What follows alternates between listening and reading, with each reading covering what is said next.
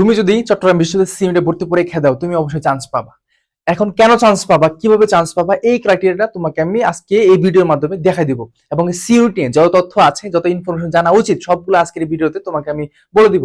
দেখো, এখানে হচ্ছে সকল গ্রুপের শিক্ষার্থীরা ভর্তি পরীক্ষা দিতে পারে, অর্থাৎ সায়েন্স, আর্টস, কমার্স সবাই দিতে পারবা।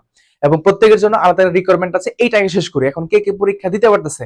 তোমরা যারা হচ্ছে মানবিক শাখার আছো, অর্থাৎ যারা হচ্ছে মানবিক অথবা হচ্ছে ব্যবসা শাখা আছো, কমার্স ব্যাকগ্রাউন্ডের বা মানবিক যারা আছে, তোমরাও চাইলে কিন্তু ভর্তি পরীক্ষা দিতে পারবা।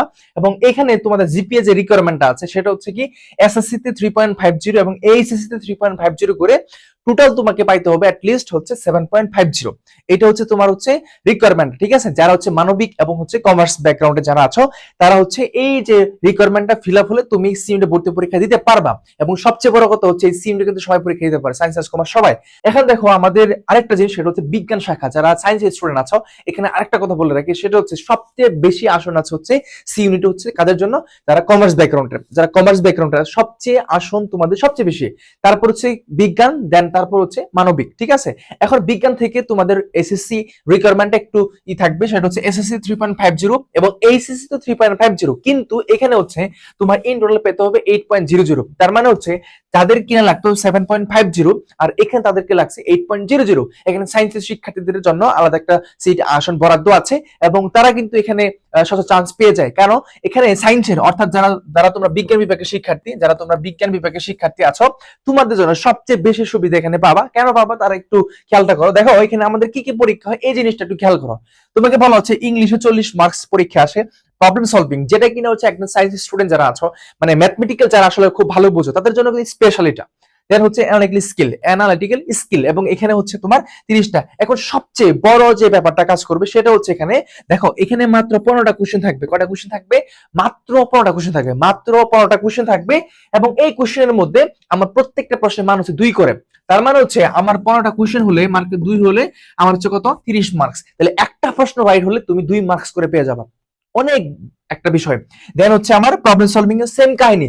প্রবলেম সলভিং এ 15টা কোশ্চেন থাকবে এবং অ্যানালিটিক্যাল স্কিলে 15টা কোশ্চেন থাকবে। প্রত্যেকটা কোশ্চেন মান হচ্ছে 2 করে। তার মানে কি, একটা প্রশ্ন তোমার সঠিক হওয়া মানে তোমার 2 মার্কস তোমার হাতে চলে যাওয়া, ঠিক আছে। এটা তাহলে এখানে টোটাল হচ্ছে আমার 30 করে এবং এখানে 40। এখন দেখো, ইংলিশের ক্ষেত্রে আসো।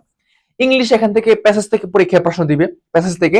দেন এখানে কারেকশন, সেন্টেন্স কারেকশন যেটা বলি, অ্যানালজি আছে। এবং হচ্ছে এইখানে যে আরেকটা জিনিস, সেটা হচ্ছে আমাদের সিনোনিম মেন্টরিং, ঠিক আছে। তার মানে এই হচ্ছে তোমার সিলেবাসটা।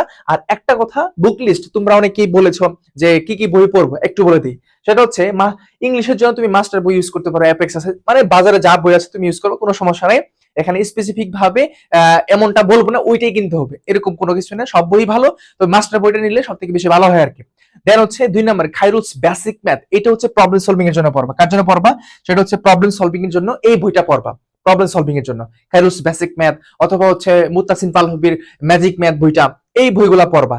দেন হচ্ছে 3 নাম্বার যে অ্যানালিটিক্যাল স্কিলের জন্য চট্টগ্রাম বিশ্ববিদ্যালয় স্পেসিফিক কোনো বই একটা আমি দেখি নাই।